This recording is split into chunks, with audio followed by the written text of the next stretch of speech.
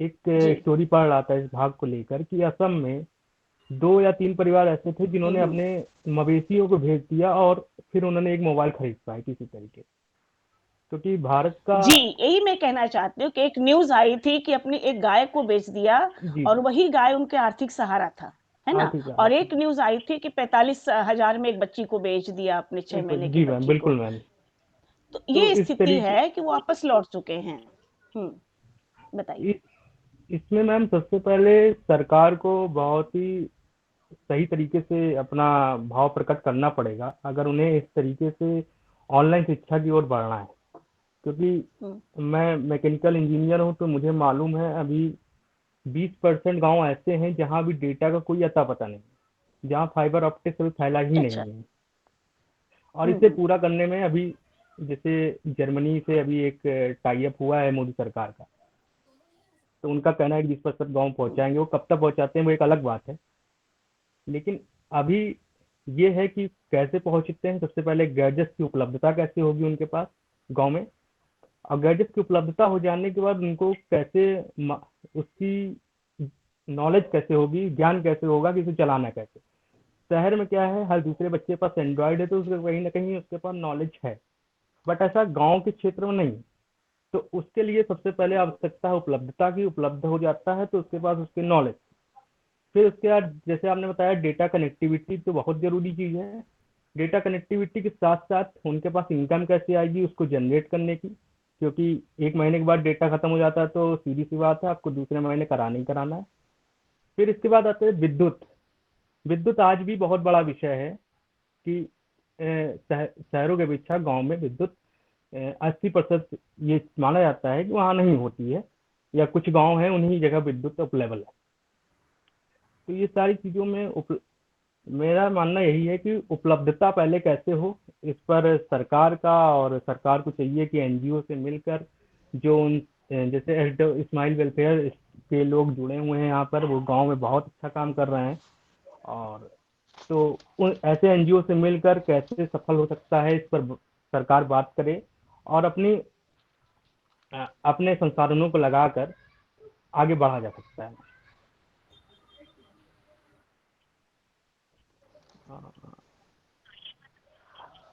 हाँ, ये बात आपने सही जी कही कि एनजीओ से मिलना पड़ेगा, लेकिन अब तो काफ़ी समय निकल चुका है, काफ़ी समय निकल गया और काफ़ी बच्चे इससे जी मैम, वंचित बिल्कुल। रह गए और अभी भी ऐसा कुछ तो अभी तो कुछ ख़ास खास नजर नहीं आ नज़र। रहा है, तो मतलब कि मैम एक ऑनलाइन के लिए उनको करना ही होगा, जी। नहीं तो ऐसे तो फिर खाना पूर्ति होती रहेगी। जैसे अभी गांव में सरकार ने, उत्तर प्रदेश सरकार ने किया मिड डे मील वगैरह, ये भी जो भी चीजें रहती हैं ऑनलाइन होना चाहिए।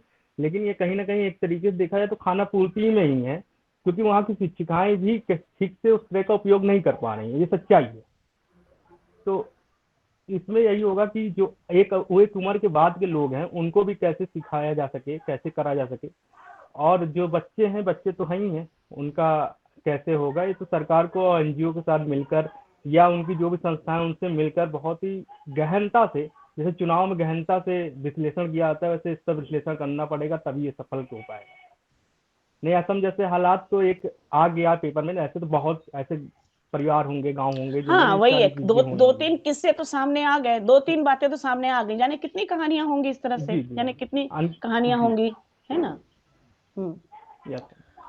तो इसीलिए मैंने छात्रों को चुना है कि छात्र अपनी बात को नए तरीके से, नए विचार से अपनी बात को रख सकेंगे। क्योंकि ये कोई पॉलिटिकल मुद्दा तो हम कर नहीं रहे, बात कर नहीं रहे जी हैं। हम जी। तो एक सोशल बात कर रहे हैं कि ये छात्र, लड़के क्या सोचते हैं, जो पढ़े-लिखे लड़के हैं, वो कितने वैलिड हैं चीज़ों को लेकर, कितना समझते हैं चीज़ों को। और विशेष रूप से आप लोग जो एनजीओ से जुड़े हुए हैं, इसलिए मैंने आप लोगों को सिलेक्ट किया है कि एनजीओ वाले इस तरह की बात कर सकते हैं इसमें,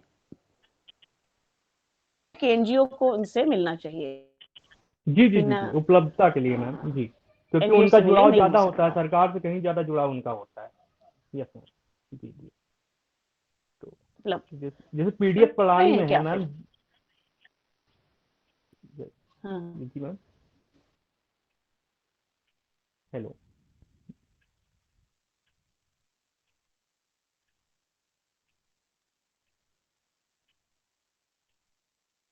हम हाँ, अपने स्तर पर बोलिए। मैम,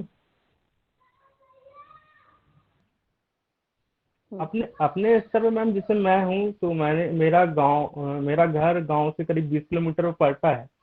तो मैंने अपने व्यक्तिगत तौर पे मैम 20 से 25 लोग ऐसे जोड़े हैं, शिक्षा देने का प्रयास किया है। लेकिन मैम दिक्कत वहाँ पे यही आ रही है कि भाई हम हैं तो संसाधन भी उतने ही सीमित है। तो किसी के पास जियो वाला छोटा मोबाइल है, या किसी के पास कीपैड है, किसी के पास बहुत मुश्किल से मोबाइल हो पा रहा है। डाटा की बहुत ही दिक्कत आ रही है, घर क्योंकि में लोग तो इतना ध्यान नहीं दे रहे हैं उस पर। रोटी नहीं है घर में। जी जी जी। नहीं, रोटी नहीं है घर में। हाँ वही हाँ। मैं कह, रोटी नहीं है घर में, रोटी यस। नहीं जिसके घर में, वो कहाँ से मोबाइल और डाटा ये सब। योजना तो बन गई, लेकिन ये होगा कैसे, सुचारू रूप से चलेगा कैसे, है ना? कैसे इसकी व्यवस्था हो पाएगी, ये जी एक बहुत बड़ी समस्या है। और छात्र ही नहीं जूझ रहे हैं, टीचर्स भी जूझ रहे हैं इस समस्या से। टीचर्स जी भी जी जूझ मैम, रहे हैं। बिल्कुल बिल्कुल। टीचर्स भी। कनेक्टिविटी से टीचर्स भी जूझ रहे हैं। एनजीओ को, सरकार और एनजीओ को मिल करके ये काम यस करना मैम, चाहिए। सघनता से काम जी। करना पड़ेगा। यस मैम, जी मैम। अच्छा जी सुझाव है। जी। जी, गहनता से काम करना पड़ेगा। तो आप लोगों ने कोई प्रस्ताव रखा है क्या इसको लेकर के? प्रस्ताव रखा है क्या? नहीं, प्रस्ताव एनजीओ। मैम, हाँ। नहीं नहीं मैम, हम तो अपने लोकल बॉडी के स्तर पर काम करते हैं, तो वहाँ पर हमने दिया हुआ है। तो वहाँ बस मतलब उस पर कोई ज़्यादा विचार नहीं है। एमएलए लोगों से मिला था मैं, तो उनसे कोई उतना मतलब उन्होंने प्रोस्पेक्टिव दिया नहीं कि होना चाहिए या नहीं होना चाहिए। तो उन्होंने कहा देश भर की चिंता का विषय है, प्रॉब्लम तो यहीं पे मतलब है कि कि कोई आगे जी जी जी। आगे बढ़कर, चिंता का विषय, बट आगे बढ़ करके कोई इनिशिएटिव अपने लेना नहीं हाथ चाहते में मैम। नहीं ले रहा है, जी इनिशिएटिव जी नहीं जी। लेना चाहता है। ये आपने धरातल की बात बताई है, जो सच्चाई है वो बताइए। जी अपने किसी कोई इनिशिएटिव जी नहीं लेना चाहता। जी जी। जी। बहुत बहुत धन्यवाद आपका। ये बहुत अच्छी बात आपने बताई कि एनजीओ से मिलना चाहिए, और कब ये सफल होगा ये तो पता नहीं। जी और दिन पर दिन ये लॉकडाउन बढ़ता ही जा रहा है, प्रॉब्लम आती जा रही है। और लॉकडाउन खुल भी जाता है अगर, तो मजदूर लौटने वाले तो है नहीं, मजदूरों के पास काम ही नहीं है। उनके बच्चों की नहीं पढ़ाई तो मैम। अधर में लटक गई है, जी वापस तो जी। लौटने वाले नहीं है। बहुत बढ़िया रहा, बहुत बढ़िया। अब मैं जानना चाहूंगी, उत्कर्ष भी समाज की सेवा में लगे हुए हैं। तो उत्कर्ष गुप्ता जी, आप जी समाज सेवा में लगे हुए हैं अपनी पढ़ाई के साथ साथ। तो आपका क्या विचार है, कैसे इसमें कुछ काम हो? क्योंकि देखिए, अब तो ये स्थिति आ गई है कि बराबरी और समानता की स्थिति भी सवाल नहीं उठता है कि बराबरी और समानता के लिए जो दौड़ में लगे हुए थे सब लोग, उसकी भी स्थिति अब नहीं रह गई है। जी। उसकी भी स्थिति नहीं पहले रह तो गई है। तो सर्वप्रथम कैसे? हाँ। सर्वप्रथम मैं आपको धन्यवाद देता हूँ दीदी कि आपने मुझे यहाँ पे बोलने का अवसर प्रदान किया। विषय हम लोगों का जो है, भारत के गांव में जो ऑनलाइन शिक्षा पद्धति है जी वो सफल कैसे होगी, थोड़ा सा हम इसके पूर्व में आना चाहते हैं। जी। हमारा जो पारंपरिक पढ़ने का तरीका था वो क्या था? सर्वप्रथम गांवों में क्या होता था, वहां पे गुरुकुल होते थे, वहां पे हम लोग पढ़ाई करते थे। धीमे धीमे फिर गुरुकुल से विद्यालय बने। आज ये है कि पारंपरिक से हम लोग पाश्चात्य संस्कृति की ओर आ गए, और ये महाविद्यालय और क्रिश्चियन के जो कॉलेजेस हैं ये सब खुल गए हैं, क्राइस्ट चर्च वगैरह।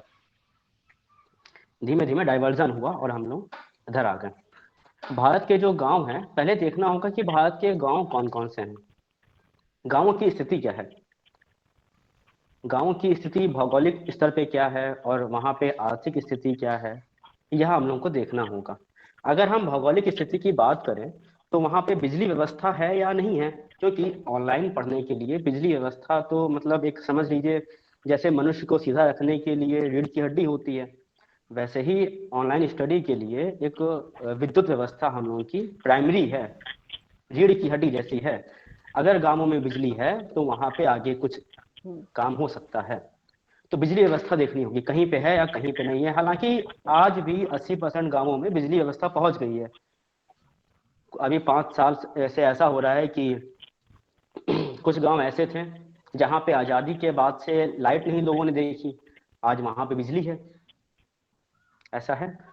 और बिजली व्यवस्था, चलिए बिजली गांव में पहुंच गई, लेकिन दूसरा मुद्दा हम लोग का ये आता है कि वहां पे बिजली सुचारू रूप से चल रही है क्या? आधे घंटे बिजली आती है, 8 घंटे बिजली गायब रहती है, तो इसको तो हम एक पर्टिकुलर नहीं मान सकते हैं।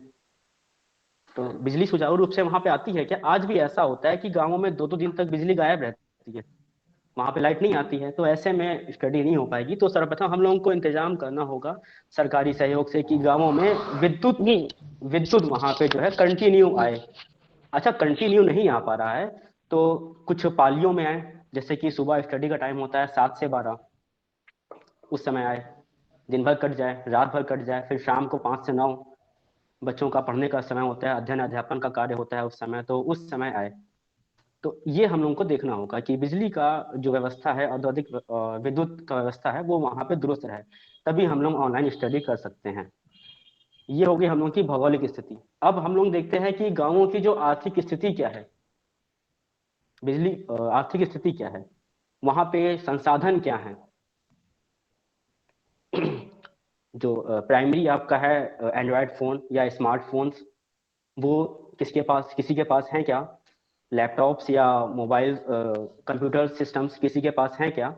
अगर हम लोग कंप्यूटर को ना छोड़ दें एक बार, तब भी अगर फोन लेंगे तो भी 8 या 10 हजार से नीचे कोई फोन, एंड्रॉयड फोन नहीं आता है।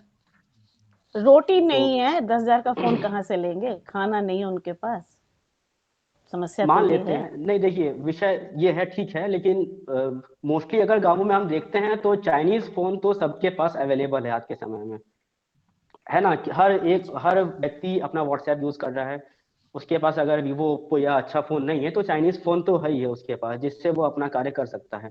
तो फोन मतलब है, लगभग सभी के पास फोन गाँवों में है। फोन में अच्छा, अब रिचार्ज की होती है प्रॉब्लम। हम्म 200 रुपए का हम्म रिचार्ज करा लिया, लेकिन डाटा उससे मिलता है 1 GB, और जब हम लोग ऑनलाइन स्टडी करते हैं तो 1 GB तो तुरंत ही उड़ जाता है, मालूम ही नहीं पड़ता है। खत्म। हम्म तो यह भी एक आर्थिक स्थिति का बहुत बड़ा मुद्दा है कि मुद्दा है जी। हम्म अच्छा, अब गाँवों में अगर देखें अ, आर्थिक स्थिति के अंदर वहां पे जागरूकता क्या है लोगों में। एक हम लोगों के बीच एक मिथ्या फैल गई है कि ऑनलाइन स्टडी इज नथिंग, कुछ नहीं होता है। ऐसा गांवों में नहीं बल्कि शहरों में, हमारे अपने घरों में है कि ऑनलाइन स्टडी से कुछ नहीं होता, ये केवल टाइम पास है और कुछ समझ में नहीं आता। तो एक यह मिथ्या है हमारे समाज की, कटु सत्य है लेकिन यह मिथ्या है। बल्कि ऑनलाइन स्टडी एक हम लोगों के लिए वरदान है पढ़ने के लिए। गांवों के जो लोग कंटिन्यू नहीं पढ़ सकते हैं, कंटिन्यू मतलब विद्यालय जाके नहीं पढ़ सकते हैं, तो वो ऑनलाइन 2 घंटे की मात्र क्लास लेके अपनी पढ़ाई कंटिन्यू कर सकते हैं। उनके लिए यह एक वरदान साबित होता है ऑनलाइन स्टडी। तो जागरूकता हम लोगों को लानी होगी गांवों में, जो वहाँ के पढ़े लिखे लोग हैं उनके द्वारा वहाँ पे जागरूकता लानी होगी। या नुक्कड़ नाटक एनजीओ के थ्रू, भैया ने बताया शिव भैया ने कि हम्म एनजीओ से कनेक्ट कर सकते हैं, तो एनजीओ के थ्रू वहाँ पे नुक्कड़ नाटक वगैरह इस टाइप के प्रोग्राम चला सकते हैं, ताकि लोगों में जागरूकता आए। पहले तो हमको उनमें जागरूकता लानी होगी। अच्छा, अब मान लीजिए वहां पे बिजली की, हम लोग मान के चलते हैं कि वहां पे 4 घंटे दिन में सुबह बिजली आती है, 7 से 1 या 7 से 12 बिजली वहां पे आती है, हम लोग एक मान के चल रहे हैं। तो वहां पे ग्राम प्रधान या ग्राम पंचायत को, जो पढ़े लिखे ग्राम प्रधान हैं, तो उनको सोचना चाहिए कि वहां पे वाईफाई जोन, गांवों में वाईफाई जोन, जैसे कि 200 मीटर की रेंज में एक वाईफाई जोन या वाईफाई हब बना दें। अब पर्टिकुलर सभी के पास मान लीजिए रिचार्ज का पैसा नहीं है, 1 GB डाटा खत्म हो गया, तो उस वाईफाई एक पर्टिकुलर कमरे में या हॉल में वाईफाई जोन या वाईफाई हब बना दें। ये कौन बनाएगा? ये या तो एनजीओ के थ्रू बनवा सकते हैं हम लोग, या फिर ग्राम प्रधान या जो ग्राम पंचायत गांवों में जो अथॉरिटी होती है, या तो वो ये कार्य कर सकती है कि एक छोटा सा हॉल ले लें, मतलब हॉल ले लें, वहां पे जमीन की कमी कोई नहीं होती है, तो हॉल ले लें, वहां पे वाईफाई जोन या वाईफाई हब बनवा दें। या एक सामूहिक सेंटर बना दें। सामूहिक सेंटर किस टाइप का? सामूहिक सेंटर जहाँ पे 15 से 20 कंप्यूटर, ज्यादा क्वांटिटी नहीं, 15 से 20 कंप्यूटर वहाँ पे उस रूम में अवेलेबल हो, जहाँ पे विद्यार्थी आए, उनके पास फोन या लैपटॉप है या नहीं है, कुछ भी नहीं है, वो आए, सिस्टम पे बैठे और अपनी ऑनलाइन स्टडी को ग्रहण करें। रूम वहाँ पे होना चाहिए। या ग्राम प्रधान या ग्राम पंचायत या वहाँ की जो मुख्य अथॉरिटी है वो कर सकती है। अच्छा, इसमें सरकार को इंटरफेयर कुछ ज्यादा ही करना पड़ेगा। पहली तो सरकार को बिजली की व्यवस्था वहां पे दुरुस्त करनी पड़ेगी कि कम से कम 5 घंटे तो हम लोग बिजली दें, ताकि हमारा विद्यार्थी जो है, जो हमारा यूथ तैयार हो रहा है, वो कम से कम पढ़ाई तो कर सके। तो हम लोग को सुबह 5 घंटे बिजली देनी है, शाम में 5 से 9 4 या 5 घंटे बिजली देनी है। भले ही रात भर बिजली ना दें, दिन भर बिजली ना दें, लेकिन देनी तो पड़ेगी बिजली पढ़ाई के लिए। तो बिजली देनी है। और एक इसके लिए मुख्य विशेष तौर पे एक बजट पास करना होगा, जो सीधे ग्राम प्रधान के पास जाएगा और वो वहां पे इम्प्लीमेंट करेगा सर्विस सेंटर्स का, मतलब कंप्यूटर सेंटर्स का, वाईफाई जोन्स का। अगर गांव बड़ा है तो वहां पे एक सेंटर रहेगा, एक वाईफाई जोन रहेगा। अगर छोटे छोटे गांव हैं तो फिर कई 2-3 गांवों को मिला के किसी एक जगह पे वहां पे सर्विस कंप्यूटर सेंटर्स रहेंगे। ऐसा मतलब ग्राम प्रधान कर सकता है सरकारी सहायता से। या अगर वहाँ के संपन्न लोग हैं, समाज के संपन्न लोग हैं, वो भी इसको कर सकते हैं। इसमें लागत कुछ ज्यादा नहीं आएगी। अगर हम लोग देखें तो 18-20 कंप्यूटर लगाने हैं एक कमरे में, और एक कमरे में वाईफाई जोन देना है। और वाईफाई जोन में जिसके पास लैपटॉप या खुद का स्मार्टफोन है, वाईफाई जोन के उस दायरे में, मतलब उस कमरे में आए, उनको केवल उन्हीं लोगों को प्रवेश मिलेगा जिनके पास एक अपना खुद का एक स्मार्टफोन कम से कम होगा, या फिर एक अपना लैपटॉप होगा। वाईफाई जोन के अंदर आएंगे, चार्जिंग पॉइंट पे लैपटॉप लगाएंगे, आराम से स्टडी करेंगे, पढ़ाई करेंगे। तो ऐसा हम लोग कर सकते हैं। अच्छा, ये बिल्कुल मेरे भी दिमाग में ये बात थी कि एक सामूहिक सेंटर बने जहां पर सरकार 15-20 ग्राम पंचायत के माध्यम से, 15-20 नहीं तो कम से कम 5-6 भी तो कंप्यूटर लगा दे अगर, और वाईफाई शुरुआत दे छोटे से करते हैं। हाँ, बिल्कुल तो बिल्कुल हाँ, छोटे से शुरू कर दे तो पढ़ाई हो सकती है आराम से। क्योंकि जो बिल्कुल। निराशा फैली है गाँव में पढ़ाई को लेकर के कि पढ़ाई एकदम खत्म हो गई, हमको पता है कि हमारी काम वाली है गाँव जाती है तो नहीं पढ़ाई हो पाती है, उसके फोन है उसके पास, उसके बाद भी कनेक्टिविटी नहीं है, बिजली नहीं है, प्रॉब्लम है। तो इसमें ऐसा होगा ना, जिसके पास खुद का मान लीजिए एंड्रॉयड फोन भी नहीं है, या लैपटॉप हम तो भी कंप्यूटर छोड़ देते हैं, वो भी मतलब वहां पे आके एक शिक्षा ले सकता है। बिल्कुल डाटा मैम नहीं भरवा सकते हैं, मैम फोन नहीं रेनू है मैम उनके हाँ, पास। ज्वाइन करना चाहिए। मैम रेनू मैम ज्वाइन हाँ, करना चाहिए, उनको एडमिट कर दीजिए, फोन कर रही किसको है। किसको? रेनू मैम रेनू मैम का भी आया ही नहीं मेरे पास, आए तब तो मैम मैं करूँ कह रही ज्वाइन। है, वो भेज रही हैं, वो अब फिर से कर रही हैं, अब आए तो कर लीजिएगा एक्सेप्ट। हाँ ठीक है, आने दो। तो मैं ये कह रही हूँ कि ये चीज मेरे दिमाग में थी कि एक सामूहिक सेंटर बने जहाँ पे 4-5 कंप्यूटर हों और गवर्नमेंट वहाँ पूरी सुविधा दे। जिनके पास फोन नहीं है, डाटा नहीं है, कोई प्रॉब्लम नहीं है, बिल्कुल वो बिल्कुल। टाइम से बिना आवे। सरकारी सहायता के मतलब थोड़ा सा हाँ, कठिन लगता है हम लोगों को कि बिजली तो देखिए प्रायोरिटी है, वो देनी ही पड़ेगी। बताया ना देनी हमने कि पड़ेगी। रीढ़ की हड्डी है ये। रीढ़ की बिजली हड्डी है व्यवस्था जी। जो है, रीढ़ औद्योगिक की हड्डी विद्युत है। व्यवस्था है, ये रीढ़ की हड्डी है, ये आपको देना ही है, जी। एनी हाउ कंडीशन जी में देना ही जी पड़ेगा। जी। हम्म। तो सरकार को एक विद्युत मतलब एक विशेष प्रकार का बजट देना पड़ेगा इसके लिए, कि जी यहाँ जी। हमारे लिए। और हम्म। ऐसा नहीं कि गांवों में लोग पढ़ने वाले बिल्कुल नहीं है, पढ़ने वाले बहुत लोग हैं गांवों में, अरे जो प्रतिभाएं छुपी हुई गांव हैं के। गांव में, हाँ हाँ, प्रतिभाएं छुपी हुई हैं और उनको अगर आप निराशा धरातल हो लेवल पे गई है। देखेंगे, धरातल स्तर पे उनको अगर आप निराशा देखेंगे। निराशा हो रही है, उनको पढ़ना बिल्कुल पढ़ाई बिल्कुल पूरी न होने से वो निराशा में है इस समय, बहुत निराशा है उनको इस समय। तो इसीलिए ये, क्योंकि बहुत सी प्रतिभाएं ऐसी हैं जो कि छिपी बैठी हैं, उनको पढ़ने का मौका नहीं मिल रहा है, लेकिन प्रतिभाएं हैं उनके अंदर, वो मौका मिले तो बहुत कुछ कर सकती हैं, है ना? बिल्कुल। तो ये सब उपाय है, लेकिन होगा कैसे? सबसे बड़ी समस्या तो ये होगा कैसे, देखिए प्रॉब्लम ये देखिए है। प्रयास जारी है। अगर आप देखेंगे कि पिछले विगत 2 वर्षों में काफी ज्यादा लोगों के अंदर जागरूकता आई है, और सरकार ने भी कार्य किया। ऐसा नहीं सरकार चुप बैठी है, सरकार ने भी कार्य किया है। आप गांवों में जाके देखिए, लोगों में जागरूकता हाँ। है, सरकारी काम भी चल रहे हैं, सरकार ने भी काम किया। लेकिन धीमे धीमे सब कुछ होगा। अब एकदम से तो परिवर्तन नहीं आ पाएगा ना। हाँ, ये तो जो सही है, कोरोना काल रहा लेकिन है, एकदम से तो नहीं आ पाएगा, धीमे धीमे बदलाव होगा। जैसे हमने बताया ना कि पहले हम लोग की जो पारंपरिक तरीका था कि हम लोग चौक और डेस्क, चौक और क्या बोलते हैं, स्लेट स्लेट पे लिखते थे। धीमे धीमे हम लोग फिर क्लासेस ज्वाइन किया। धीमे धीमे आज देखिए हम लोग मोबाइल से पढ़ते हैं, ऑनलाइन पढ़ते हैं। तो धीमे धीमे सब संभव है। गांवों में भी विकास होगा, लेकिन धीमे धीमे सब होगा, एकदम से नहीं, परिवर्तन नहीं होगा। विकास तो नहीं, ये इसको तो नकारा नहीं जा सकता कि विकास नहीं, विकास तो हुआ है, विकास हो बिल्कुल रहा है। लेकिन जो ये बिल्कुल। ऑनलाइन शिक्षा की समस्या है, ये बहुत बड़ी समस्या है, क्योंकि दिखाई पड़ रहा है ना कि उन्हें डाटा नहीं है, नेट कहाँ से नेट आएगा, एंड्रॉयड कनेक्टिविटी का भी कहाँ है, इशू होता नेट है। हाँ, कनेक्टिविटी टावर्स। प्रॉब्लम है, हाँ बिजली नहीं है, टावर नहीं है। तो ये बहुत गांव में कोई एक गांव तो है नहीं, जाने कितने कहाँ से इतना हो, मुश्किल है थोड़ा। लेकिन इसमें समाज सेवी संस्थाओं को आगे आना पड़ेगा। मुझे ऐसा लगता है कि जो समाज सेवी संस्थाएं हैं उनको आगे बढ़ चढ़कर भाग लेना पड़ेगा, आना पड़ेगा, ताकि वो सुझाव दें कि भाई एक हब बनावें, एक सामूहिक सेंटर पर सब कुछ करें, कनेक्टिविटी का इंतजाम करें, बिजली दें, एटलीस्ट घरों में मत दें। अच्छा, सरकार को अगर हम लोग छोड़ दें तो गांव के जो संपन्न लोग हैं, जो संपन्न परिवार वहां के हैं, तो वो भी इसमें अपना सहयोग कर सकते हैं। अगर रिक्वेस्ट की जाए, उनसे बात की जाए। आवश्यकता है जागरूकता फैलाने की। यस, बिना जागरूकता फैलाए, बिना उनको तो समझ में नहीं आएगा ना कि करना क्या है। रोना है हमेशा, बस यही वाला रोना है कि क्या है। तो जागरूकता फैलाने का काम करेगा कौन? आप ही यूथ करोगे। ये चर्चा रखी इसीलिए गई है कि आप यूथ के ऊपर बहुत बड़ा काम है, बहुत कंधे पर बहुत बड़ी जिम्मेदारी है। ये केवल कह करके पल्ला झाड़ लेना कि सरकार सरकार सरकार, ठीक है, हम यहाँ पॉलिटिकल मुद्दा लेके नहीं बैठे हैं, ना कोई पॉलिटिकल बहस करने बैठे हैं।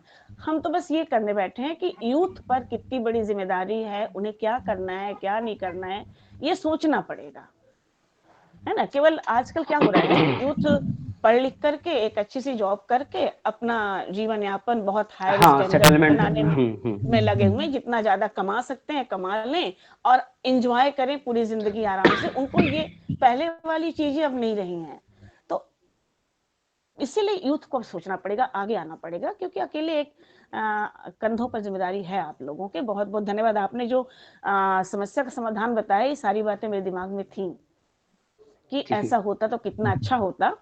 लेकिन जब तक आपस में संवाद ना करें तब तक लगता है कि पता नहीं हम कि सही है कि गलत है, हम सही है कि गलत हैं।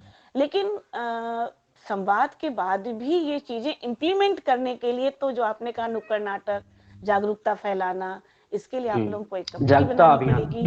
जी, जागरूकता अभियान करना पड़ेगा। मुझे उम्मीद है कि शायद आगे कुछ आप लोग इसमें हाथ लगाएं, करें। मुझे अच्छा लग रहा है सुन करके। बहुत बहुत धन्यवाद उत्कर्ष, आपकी बहुत ही नेक सलाह थी, बहुत अच्छा लगा। अब मैं साक्षी के पास आना चाहूंगी, क्योंकि ऑलरेडी ये स्लम्स के बच्चों को पढ़ा रही हैं और स्टूडेंट हैं और ये बहुत बड़ा काम कर रही हैं। सोशल क्या है, वेलफेयर के माध्यम से, क्या आपके स्माइल वेलफेयर फाउंडेशन के माध्यम से अब तो बहुत अच्छा काम कर रही है, मुझे पता चला इसके बारे में। तो इसीलिए मैंने साक्षी को रखा कि साक्षी, पहले मैं बता दूं कि मैं जरा श्रोतागण को जरा वेलकम कर लूं। हमारे जितने भी श्रोतागण जुड़े हैं, लगभग 11 श्रोतागण जुड़े हैं। आप सभी का बहुत बहुत स्वागत है, आभार है कि आप जुड़े हैं, सुन रहे हैं। जुड़ते रहिए और किसी को कुछ भी बोलना हो तो प्लीज चैट के माध्यम से मुझे बताएंगे, मैं उनको यहाँ बात उनकी रखूंगी और उनको भी बोलने के लिए बोलूंगी। तो साक्षी, आपके मन में अगर कोई नई बात हो, या आप समस्या तो देख रही हैं, स्लम्स के बच्चों को पढ़ा रही हैं, खैर वहां तो आपको मोबाइल की जरूरत नहीं है, कनेक्टिविटी की जरूरत नहीं, आप खुद जाती हैं और खुद बातें करती हैं और गिफ्ट देती हैं, पढ़ाती हैं। काफी मेहनत आप लोग कर रहे हैं, बहुत अच्छा काम कर रहे हैं। तो आपका क्या सोचना है इसके माध्यम से? सर्वप्रथम सबसे पहले सारे श्रोता और वक्ताओं को मेरा नमस्कार। और जैसा कि अभी बात हुई है, सबने बताया है, तो मुझे लगता है कि जो भी हमारी जागरूकता वाली बात है और ये है कि एनजीओ को आगे आना चाहिए, ये बात से मैं पूरी तरह से सहमत हूँ और ये वाकई में करना बहुत ज़रूरी है। बट उसके पहले हमें ये देखना चाहिए कि जो भी हमारी रिपोर्ट है, जो भी हमने अभी 2 साल में देखा है, मैंने एक रिपोर्ट पढ़ी थी जिसमें एनएसएसओ ने एक डाटा तैयार किया था। उन्होंने बताया था कि हमारे 30 करोड़ बच्चे हैं जो मतलब कॉलेज में और स्कूल में पढ़ रहे हैं, जिसमें से 32 करोड़ 32 हाँ 30 या 32 है। उसमें से हमारे जितने भी 27% बच्चे हैं उनके पास तो मोबाइल और लैपटॉप नहीं है। बाकी हमारे 20% बच्चों के पास बिजली का कनेक्शन नहीं है और जो हमारे 77% बच्चे हैं उनके पास कोई भी सुविधाएं, मतलब कोई भी सुविधाएं नहीं है कि मोबाइल और लैपटॉप ऐसी सुविधा हो। तो मतलब ये चीज है कि हमारे पास जो भी चीजें सामने आ रही हैं उसे देखते हुए लग रहा है कि स्थिति इतनी भी सामान्य नहीं है। बट मैंने अभी, जैसे कि मैं अभी पिछले साल की बात है, मैं अपने गांव गई थी। बट हमारा गांव तो काफी समृद्ध है, मतलब कि वहाँ पे बिजली है, सब कुछ है। बट हम पास के एक गांव में गए थे जिन्हें हम बोलते हैं कि बहुत ही इंटीरियर गांव कहते हैं, जिन्हें हम कहते हैं कि वहाँ पे कुछ भी नहीं है। तो वहाँ मैं गई थी, वहाँ पे मेरे एक रिलेटिव रहते हैं। तो मैंने उनके बच्चे पास के ही प्राइमरी स्कूल में जाते थे। तो सरकार ने क्या किया था कि जो आंगनबाड़ी वाले स्कूल होते हैं वहां पे उन्होंने क्या किया था कि बच्चों को एक टैबलेट दिलवाया था।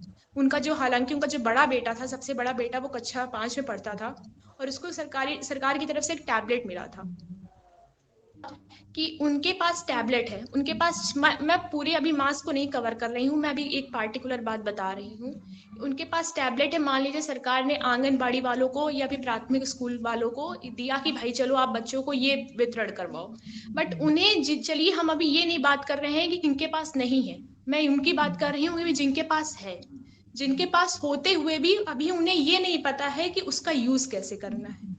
उन्हें बिल्कुल इस बारे में कोई नॉलेज नहीं है कि उनका यूज कर रहे हैं। मैंने उनके टैबलेट को लिया, मैंने देखा तो उसमें कुछ भी पढ़ाई से रिलेटेड चीज नहीं थी, हालांकि उनकी फोटोज, गाने, ये सब भरे हुए थे।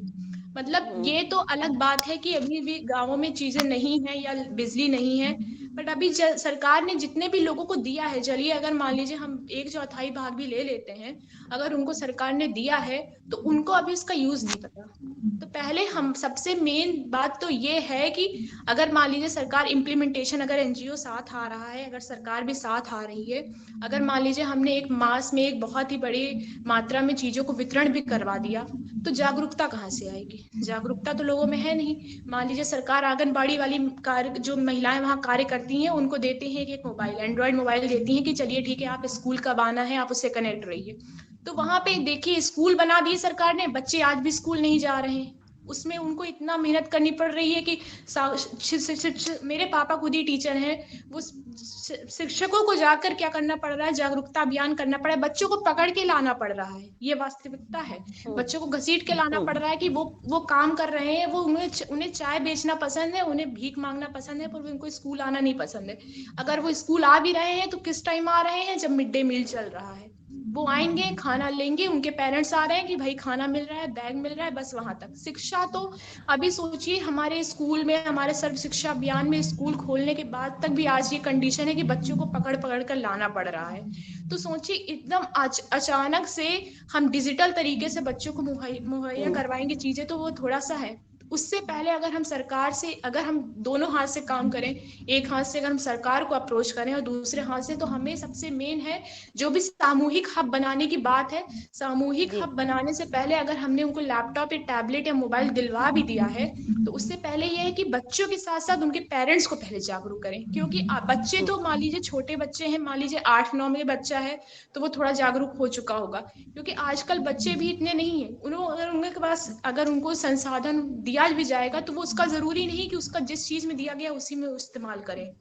आजकल टेक्नोलॉजी इतनी बढ़ रही है, या फिर एक ऐसा प्रशिक्षित शिक्षक वहां भेजा जाए जो उनको सिखाए कि क्या कैसे तुम्हें करना है। क्योंकि अब सरकार मान लीजिए हमें लैपटॉप टैबलेट दे सकती है, वो नजर नहीं रख सकती है, नजर हमें उनके पेरेंट्स को रखनी पड़ेगी। तो सबसे पहले जरूरी ये है कि जब बच्चों को, मान लीजिए अभी कोरोना की स्थिति सही हुई है, लॉकडाउन चलिए हट गया है, आगे समय में कैसा होगा पता नहीं है, तो पहले ये है कि हमें सरकार अगर चीजों को 1 साल देर से पहुंचा रही है, तो उससे पहले हमें जाकर करना है क्या है कि हमें जाकर एटलीस्ट जितना भी, हम जानते हैं कि बहुत ज्यादा कवर करना नहीं है, पर इसमें कौन आगे आ सकता है? इसमें हम जैसे लोग, फाउंडेशन के लोग, एनजीओज के लोग जो समाज सेवा कर रहे हैं, ये सब लोग आगे आके एटलीस्ट इतना कर सकते हैं कि जैसे कि अभी हम एनजीओ में जाते हैं तो हम उनके पेरेंट्स से बात करते हैं, उन्हें कुछ नहीं पता, हमारा बच्चा एनजीओ पढ़ने आ रहा है, उन्हें ये भी नहीं मालूम होता है। वो तो बच्चे चलिए ठीक है थोड़ा बहुत जागरूक हो रहे हैं, आ रहे हैं, तो उन्हें ये चीज पता चल रही है। उनके पेरेंट्स को ये नहीं पता कि बच्चों को पढ़ाया क्या जा रहा है एनजीओ में, वो पढ़ने जाते हैं कि वहां से खेलने चले जाते हैं। तो ये सिचुएशन चल रही है इस टाइम की।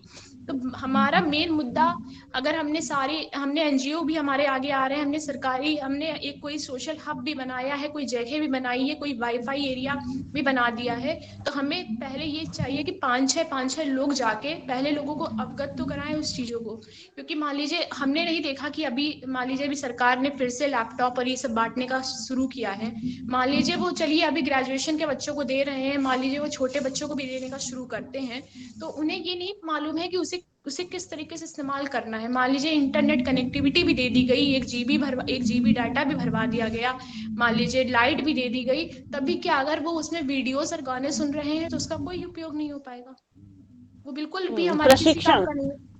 प्रशिक्षण की सख्त जरूरत है। हाँ। पहले जरूरी है संसाधन देने से पहले प्रशिक्षण दिया जाए, फिर संसाधन दिया जाए, तब वर्क किया जाए उस पर। ये बहुत जरूरी बात आपने बताई कि पहले संसाधन से पहले प्रशिक्षण देने की सख्त जरूरत है। लेकिन ये बहुत बड़ा बड़ा बड़ा चेन है, बहुत इतना आसान नहीं है ये। लेकिन इसके लिए तो आप ही लोगों को आना पड़ेगा, एनजीओ को आगे आना पड़ेगा। यस मैम, जैसे कि अगर हमें लैपटॉप, टैबलेट, मोबाइल देना भी बहुत बड़ा काम है, तो उससे पहले लोगों को अवगत कराना काम है, क्योंकि वो चीज बांटने में हालांकि देर हो सकती है, पर अगर लोगों को सही तरीके से, सही ढंग से समझाया जाए तो शायद सुधार हो सकता है। ऐसा नहीं कह सकते कि सारे अभिभावक या सारे जितने भी गार्जियन है, पेरेंट्स हैं, वो सब नहीं जागरूक हैं जागरूक, तभी तो आजकल स्कूल इतना वर्क कर रहा है, हमारा रेशियो भी बढ़ा है, हमारी जो भी हमारी शिक्षा पद्धति है उसमें भी सुधार आया है। हालांकि नई शिक्षा नीति में भी कई सुधार लाने के, मैं नई शिक्षा नीति अभी हमारी लागू होगी या लागू होने, तो उसमें हम कर सकते हैं, इम्प्लीमेंटेशन कर सकते हैं। मान लीजिए आगे के टाइम में, अभी हम लोगों ने जैसे बताया सर ने कि हम लोग पहले कैसे लिखते थे, अब हम लोग स्लेट एंड चौक से अब हम इसमें आए, तो हालांकि कुछ टाइम बाद ऐसा होगा कि सब चीज डिजिटलाइजेशन हो जाएगा। कहा भी गया था एक बार, शायद ऐसा आया था कि अब बच्चों को बस्ते का बोझ कम करना है, बच्चे स्कूल भी टैबलेट एंड ऑल लेकर जाएंगे। हाँ, तो आगे पूरा पूरा डिजिटलाइजेशन होने ही वाला है। समझ लीजिए अगर आज हम ये चीज नहीं एक्सेप्ट कर रहे हैं, तो आज से 10 साल बाद हमें करना ही पड़ेगा। हाँ, तो प्रॉब्लम यहीं पे है ना कि शहर में तो ठीक है, गाँव में कैसे एक्सेप्टेंस होगा जब तक जागरूक नहीं होंगे, जब तक सुविधाएं नहीं मुहैया कराए जाएंगे, संसाधन नहीं मुहैया कराए जाएंगे, फिर तो वो पीछे है तो पीछे ही रह जाएंगे। ये वाली बात है ना।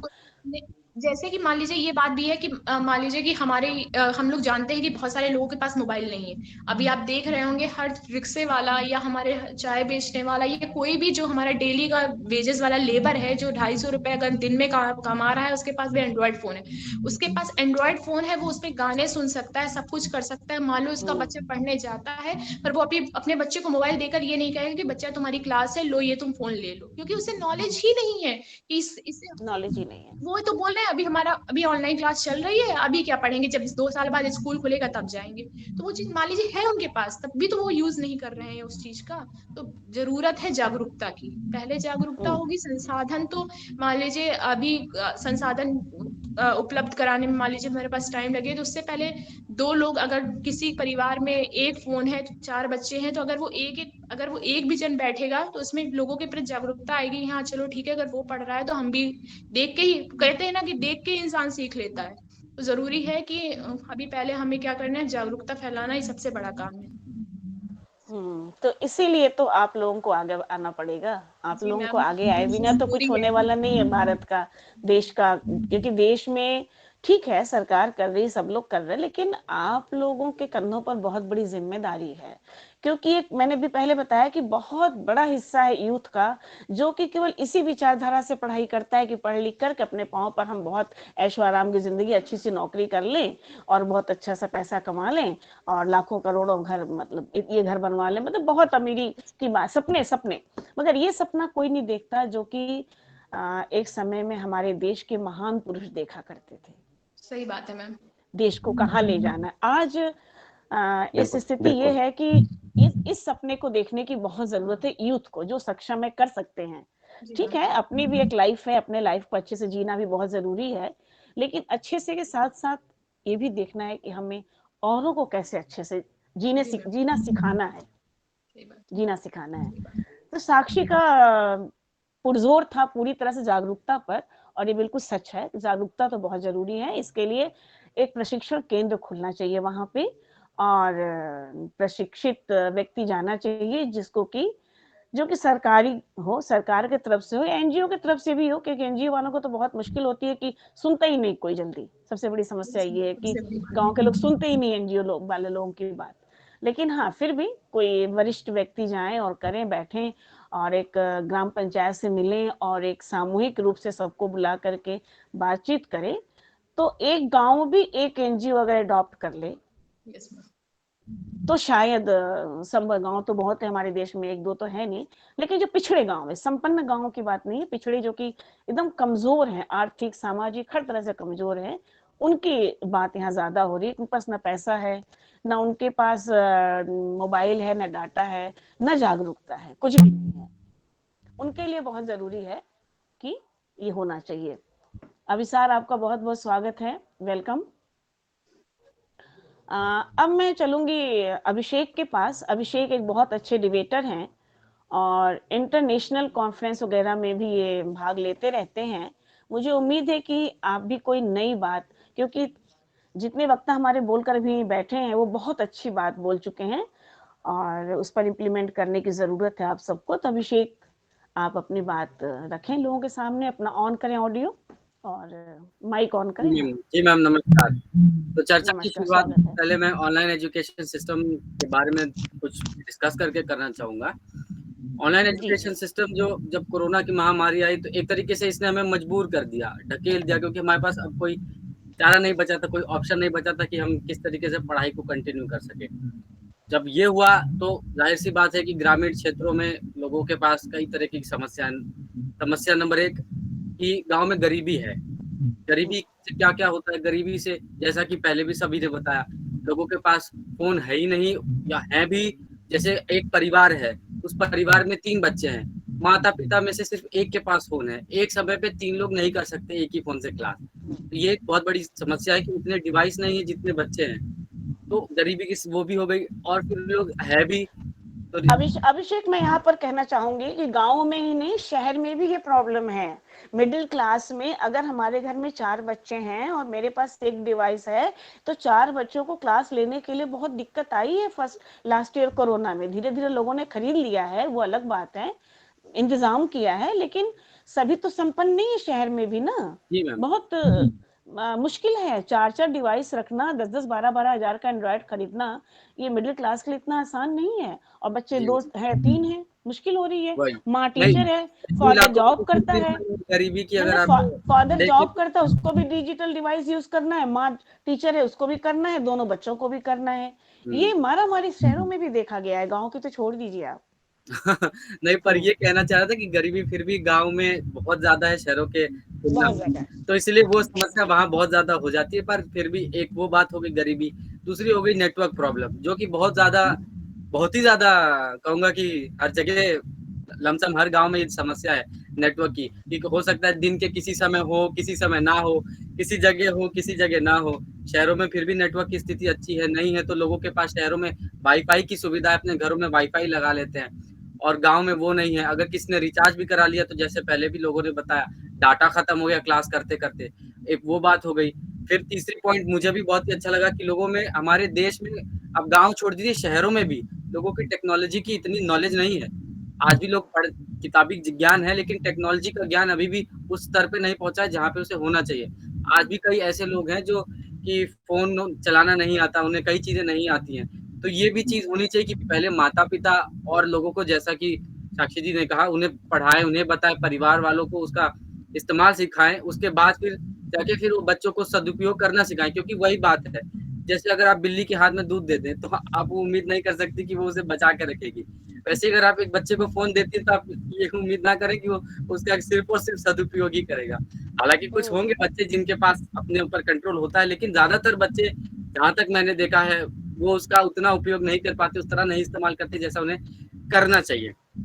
नहीं बेटा, मैंने एक चीज देखा है, रोकूंगी बीच में, देखा है कि बच्चे ऑनलाइन क्लास पर बैठे तो हैं, लेकिन शो कर रहे हैं कि हम ऑनलाइन क्लास कर रहे हैं, लेकिन साइड में क्या वो पिक्चर खोल के बैठे हैं या चैट कर रहे हैं, और जब पेरेंट कमरे में गया तब उन्होंने तुरंत ऑनलाइन खोल लिया।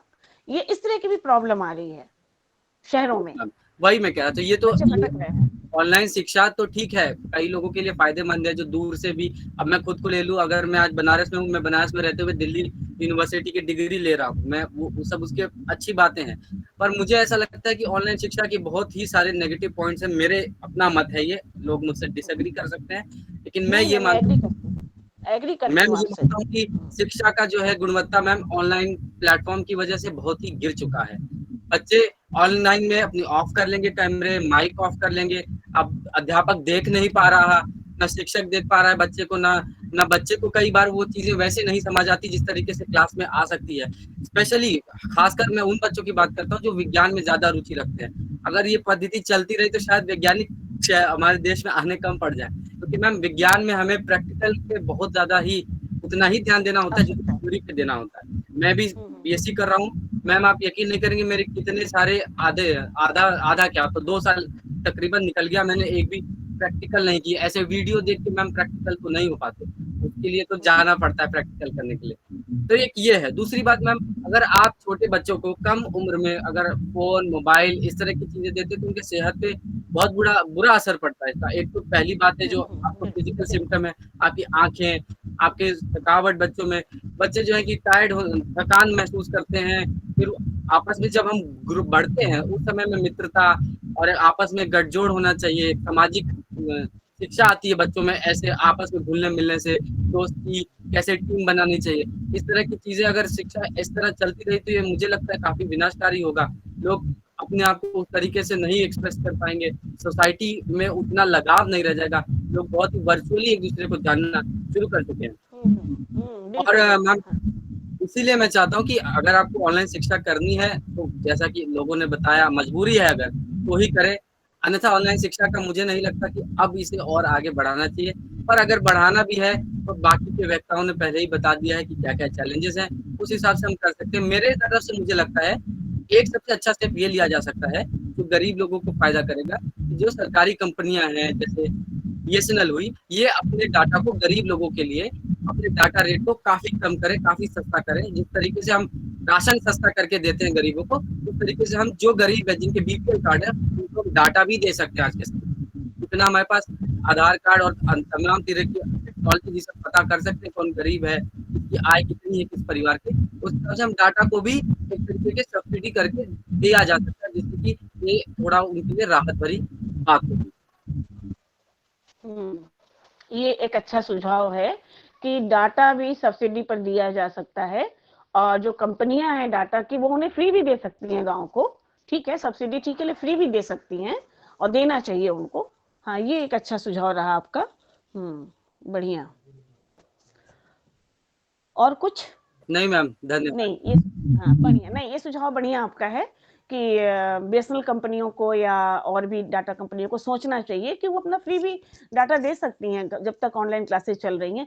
ये तो बिल्कुल सच है कि ऑनलाइन क्लासेस से फायदा तो नहीं है, लॉस है, बल्कि लॉस है। टीचर्स की भी आंखों का बड़ा नुकसान हो रहा है, टीचर्स का भी समय बहुत 8 घंटे की बजाय 12-12 घंटे काम करना पड़ रहा है उनको। किसी भी टाइम मीटिंग हो जाती है, किसी भी समय कुछ भी हो जाता है, कोई भरोसा नहीं है। बच्चे हैं कि ऑन तो कर लेते हैं लेकिन पढ़ते नहीं हैं, और जो टीचर्स के साथ एक बॉन्डिंग होती है ना क्लास में, वो बॉन्डिंग नहीं रह गई है, बॉन्डिंग खत्म हो जाती है, हो जाएगी ऑनलाइन। ये सब चीजें तो हैं, नेगेटिविटी तो है, इसमें कोई दो राय नहीं। बहुत अच्छा रहा आप सबका सुझाव। मैं अंत में लवीना मैम को, आदरणीय लवीना मैम को चाहूंगी। हाँ बेटा बोलिए। लेकिन हम लोगों का जो विषय है तो वो तो ये इसके विपरीत है ना कि ऑनलाइन शिक्षा को सफल कैसे करना है, ना कि उसको इग्नोर करना है। सफल कैसे, बिल्कुल सही बात है। लेकिन ठीक है, कोई बात नहीं है। इनके मन में अगर ये बात जो थी अगर कह दिया, नहीं आप लोगों ने बता दिया कैसे सफल होगा, साक्षी ने भी बताया, आपने बताया, लेकिन अगर एक वक्ता ये बता रहे कि तो पहले बात गलत ही गलत है, रॉन्ग ही है ऑनलाइन शिक्षा, वो तो होना ही नहीं चाहिए पहली बात। बिल्कुल बिल्कुल, वो तो ये तो बेसिक बात इन्होंने बताई कि तो बेसिक है कि ये गलत है। जो बॉन्डिंग टीचर्स और बच्चों के बीच में होती है वो चीज तो रह नहीं जा रही है। बच्चे देखिए, शहर के बच्चे ऐसा कर रहे हैं तो गांव के बच्चे तो और फायदा उठाएंगे कि ऑन कर लिया, कुछ और खोल लिया, देख रहे हैं और दिग्भ्रमित हो रहे हैं। ये तो बेसिक इन्होंने बताया, बिल्कुल सही बताया। लेकिन हाँ, ये भी बताया कि बीएसएनएल और डाटा कंपनियों को कर सकते हैं कि सब्सिडी रेट पे या मुफ्त में भी उनको दे सकते हैं अगर ऑनलाइन शिक्षा कंटिन्यू करनी ही है तो मेरे इनके हिसाब से गलती है, मेरे हिसाब से भी गलत है। वैसे तो मैं भी इसके फेवर में नहीं हूँ बिल्कुल भी। हाँ, फेवर में तो नहीं है, हम भी फेवर में बल्कि कोई नहीं होगा, क्योंकि इसके बहुत सारे लिमिटेशंस आज हैं। के समय में तो लमसम सब खुल चुका है, कोई मॉल बंद नहीं है, हम सब बाहर जाते हैं, निकलने जाते हैं, लेकिन जब बात आती है कि आइए ऑफलाइन क्लासेस कर लीजिए तो सारे बच्चे चिल्लाने लगते, नहीं हमें नहीं करना, हमें नहीं करना। क्योंकि कहीं ना कहीं सहूलियत लोगों को लगती है कि किताब खोला, जवाब लिखा, नंबर मिल गया, आसानी से नंबर मिल जाते हैं, और वो मैम वो शिक्षा फिर काम नहीं आती, जहाँ तक मुझे अपनी सोच है। नहीं, देखो बेटा, एक्चुअली क्या है, सहभागिता, सहयोगिता, भाईचारा, मित्रता, शेयरिंग, ये सारी चीजें खत्म हो रही हैं। ये समाज के जो मुख्य बिंदु हैं ये सब कम हो रहे हैं। मेन तो मुद्दा यहाँ पे ही है। गांव में तो और भी लॉस कर रहा है इसको लेकर के। बहुत बढ़िया रहा सबका चर्चा का विषय। अंत में मैं लवीना मैम को चाहूंगी कि प्रकट हो, अपना ऑन करें वीडियो और अपने मनोवैज्ञानिक आधार पे बताने का प्रयास करें कि क्या इसका असर गाँव में मनोविज्ञान के आधार पे पड़ रहा है लोगों पे। लवीना में मेरी आवाज सुन रही है क्या? जी हेलो। जी मैम। हाँ, तो आप बताएं कि गांव में, यहाँ तो बात गांव की चल रही, हालांकि ऑनलाइन शिक्षा ही गलत है, लेकिन गांव में इसका मनोवैज्ञानिक क्या असर पड़ेगा, पेरेंट पे, बच्चों पे, मनोविज्ञान कितना इसका कमजोर हो रहा है?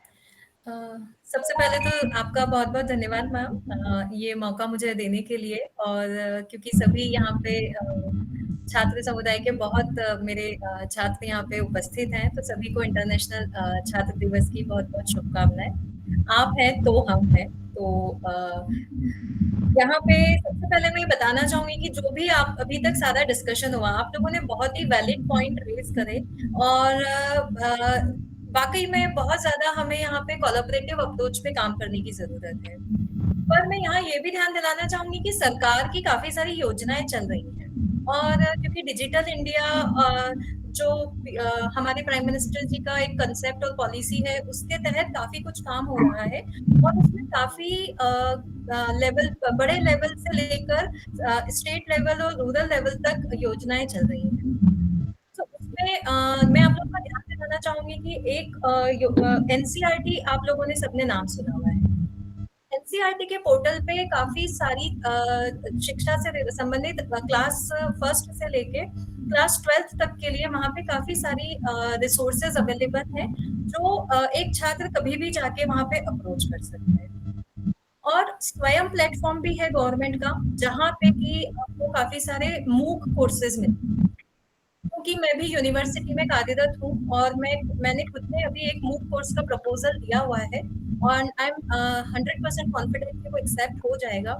सो ये जो मूक कोर्सेज हैं जो स्वयं प्लेटफॉर्म के थ्रू चलते हैं या फिर मैनेजमेंट और इंजीनियरिंग साइड के लिए एनपीटीईएल आईआईटी का साथ आईआईटीज ने मिला के एनपीटीईएल एक ऑर्गेनाइजेशन बनाया हुआ है, जिसके माध्यम से हम काफी सारे कोर्सेज वहां से कर सकते हैं जो कि हमें अपने कॉलेजेस में अवेलेबल नहीं हो पाते हैं। कई बार होता है कि हम एक बहुत छोटी जगह में बैठे हुए रहते हैं, वहाँ के शिक्षक का वो एजुकेशन लेवल नहीं होता है और हमें थोड़ा सा ज्यादा इंक्विजिटिव नेचर होने के कारण हमें और थोड़ा आगे बढ़ने की इच्छा होती है। ऐसे सभी लोगों के लिए गवर्नमेंट के द्वारा और एजुकेशन मिनिस्ट्री के द्वारा ये इस तरीके की कुछ प्लेटफॉर्म्स अवेलेबल हैं जिनके बारे में लोगों को नहीं पता। स्वयं में कोर्सेज रहते हैं, फ्री ऑफ कॉस्ट कोर्सेज होते हैं। आपको जब एग्जाम देनी होती है तो 1000 रुपए का मिनिमम एक रजिस्ट्रेशन से आपको एग्जाम दीजिए, वहां से सर्टिफिकेट। मैनेजमेंट बैकग्राउंड के बच्चों के लिए IIM बेंगलोर में जो है अपने कोर्सेज अवेलेबल करवा रखे हैं स्वयं प्लेटफॉर्म। सेंटर ऑफ एक्सीलेंस के मैं यहाँ पे आपको रोकना चाहूंगी। मेरा प्रश्न है कि गाँव में जो इस समय शिक्षा की स्थिति चल रही है और उनको जो इस उम्मीद से शहर वही आ रही है कि ऑनलाइन शिक्षा का मतलब ये नहीं है कि हम लाइव क्लासेस जो टीचर और स्टूडेंट के बीच में हो रही है केवल वही ऑनलाइन शिक्षा नहीं है।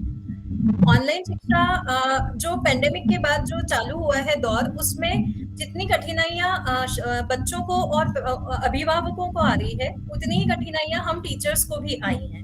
धीरे धीरे हमने अपने आप को ट्रेन किया एंड आप बिल्कुल सही कह रहे हैं, मनोवैज्ञानिक रूप से एक बैरियर तो सभी के अंदर रहा है और वो धीरे धीरे हमें तोड़ना पड़ेगा। देखिए अब जो चीजें जैसी हैं उन्हें हमें एक्सेप्ट करके स्वीकार करके आगे बढ़ना है, बिकॉज कुछ चीजें हमारे कंट्रोल में नहीं। पेंडेमिक अगर है, चल रहा है, सरकार उसके लिए लॉकडाउन लगा रही है, तो वो इसीलिए लगा रही है कि भाई आगे चीजें और ना बढ़ें और ज्यादा लोग उससे महामारी से निगेटिव वे में प्रभावित ना हो। तो अब सबसे पहले तो मुझे as a parent, as a student एक सकारात्मक सोच के साथ आगे बढ़ना पड़ेगा और जो चीजें हैं उन्हें एक्सेप्ट करना पड़ेगा। अब यहाँ पे सभी ने एनजीओ के बारे में बात करी, पर मैं यहाँ पे कंपनीज की भी बात करना चाहूंगी, क्योंकि सरकार की एक योजना है CSR के तहत, वो कॉर्पोरेट सोशल रिस्पॉन्सिबिलिटी एक्ट के तहत कंपनीज को 2% का टैक्स बेनिफिट होता है, जो कंपनीज CSR एक्टिविटीज करती है। तो यहाँ पे आप सभी लोग जो युवा लोग हैं, जो कहीं ना कहीं किसी NGO से जुड़े हुए हैं, हम जैसे मैडम जैसे जो शिक्षक लोग हैं, जो शिक्षित करने के साथ साथ अगेन समाज सेवाओं से जुड़े हुए हैं, हम लोगों का काम है कि हम ऐसे कॉर्पोरेट सेक्टर से भी लोगों को बताएं और उनको इनवाइट करें। और जैसा आप सबने बोला कि सामूहिक रूप से हम वो कुछ सेंटर बना दें, वहां पे सारी चीजें अवेल करा दें। इस तरीके का कंसेप्ट 1982 में भी आ चुका है, होल इन द वॉल के नाम से बड़ा फेमस है। सौगत मित्रा ने NIT के चीफ साइंटिस्ट रहे थे, और उन्होंने ये स्लम एरिया के बच्चों के लिए ये स्टार्ट किया था कि एक वॉल में होल करके वहां पे कंप्यूटर स्किल्स से रिलेटेड कोशिश करी। सो अगर हम इस तरीके के प्रयास करते हैं, साथ ही साथ यहाँ पे मनोवैज्ञानिक रूप से जब हम बात करते हैं, तो मैंने बहुत ज्यादा ये चीज देखी छात्रों से, मेरा पूरे 2 साल से मैं ऑनलाइन माध्यम से ही जुड़ी हूँ। तो उनका यही कहना होता है कि मैम हमको जो है दिक्कत ये होती है कि क्योंकि हम किसी से एक दूसरे से मिले हुए ही नहीं है, तो हम क्लास में ओपन अप ही नहीं हो पाते, बातचीत नहीं कर पाते। तो वहां पे एक शिक्षक के तौर पे मुझे वहां पे काउंसलर का रोल भी प्ले करना पड़ता है, शिक्षिका होने के साथ साथ, और उन्हें इस लेवल पे प्रेरित करना होता है, मोटिवेट करना होता है, ताकि वो ऑनलाइन वर्चुअल वर्ल्ड में ही जो नए बच्चे हैं जो एक दूसरे के साथ पहली बार पढ़ रहे हैं, वो वहां पे अपना टीम बनाए। उसके साथ साथ उस मनोवैज्ञानिक बैरियर को तोड़ने के लिए शिक्षकों का बहुत इम्पोर्टेंट रोल है कि छात्रों को वो विश्वास उन्हें दिलाया जाए कि आप लोग कहीं घबराइए मत, आप लोग निश्चिंत रहिए, कहीं कुछ समझ में नहीं आता है, हम आपके साथ आपकी क्वेरी को सॉल्व करने के लिए ऑनलाइन रूप से जुड़े हुए हैं। आप व्हाट्सएप पे अपनी क्वेरी को टाइप कर दीजिए, गूगल क्लासरूम और ऐसे बहुत सारे हमारे टूल्स एंड टेक्निक्स हैं जिनके बारे में हमने भी लॉकडाउन के बाद ट्रेनिंग लेके चीजों को सीखा है।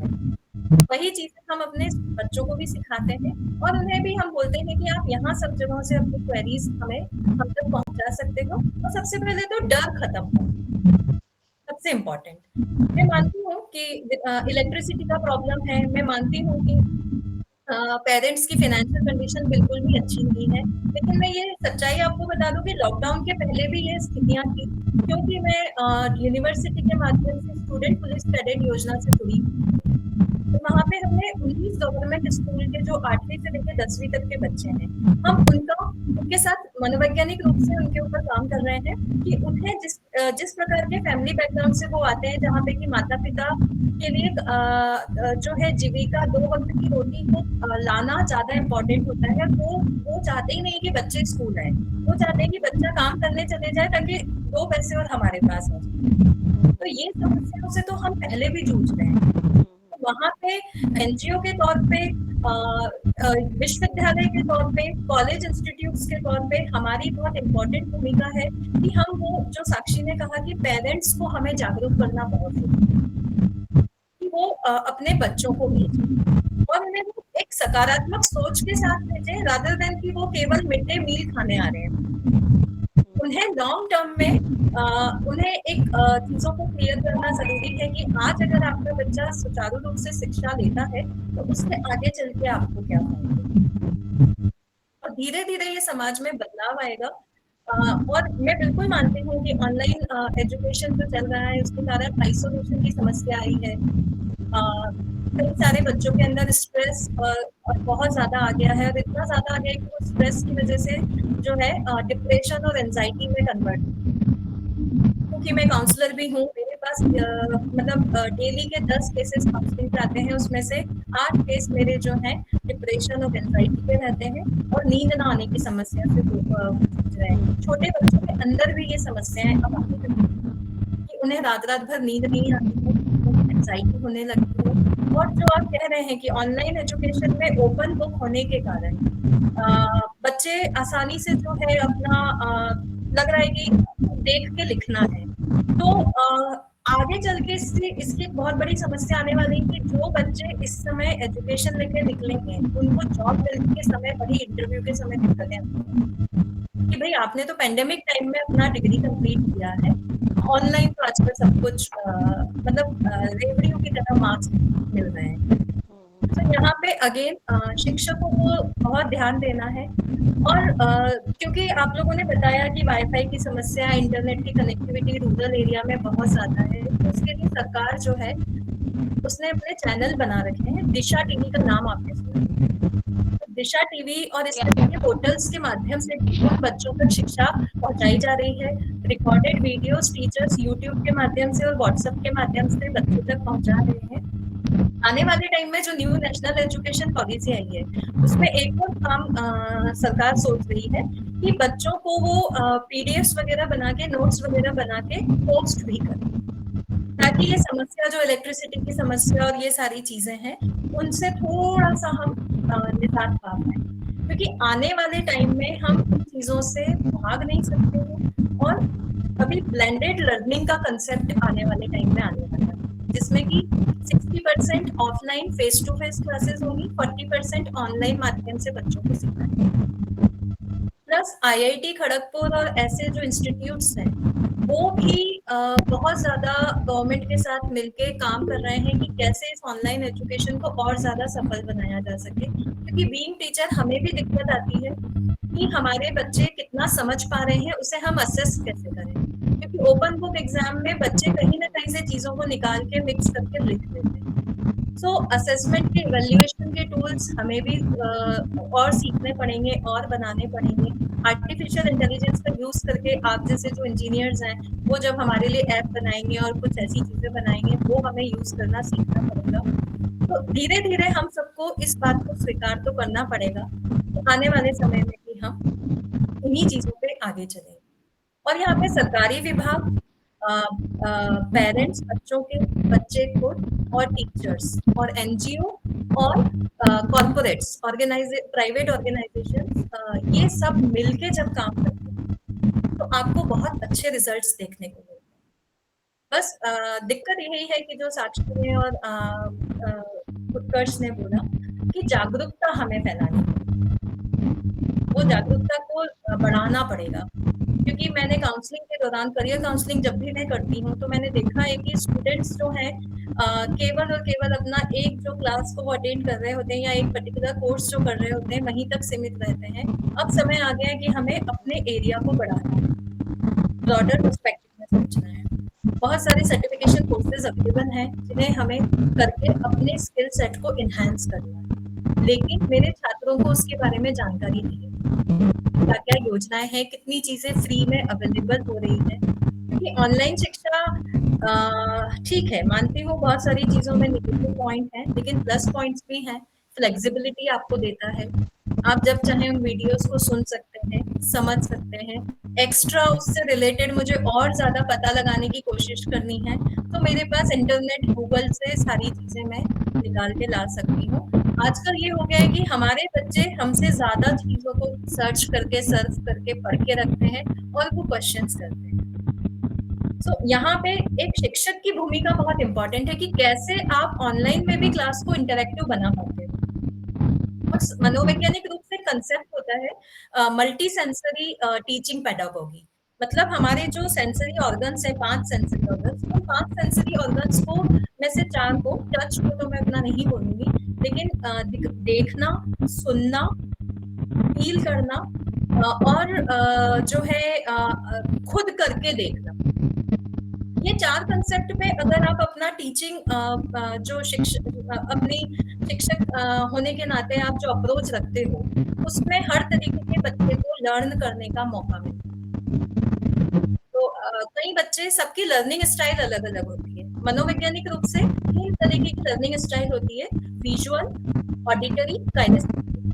कई बच्चे हैं जो केवल देख के सीख पाते हैं, कई बच्चे हैं जो सुन के सीखते हैं, कई बच्चे जब तक वो खुद नहीं करते तब तक नहीं सीख पाते। तो एक अच्छा शिक्षक होने के नाते मुझे ये पता होना चाहिए कि मेरी क्लास में इस तरीके के 3 लोग, 4 तरीके के लोग रहेंगे, भले ही वो रूरल एरिया में हो या वो अर्बन एरिया।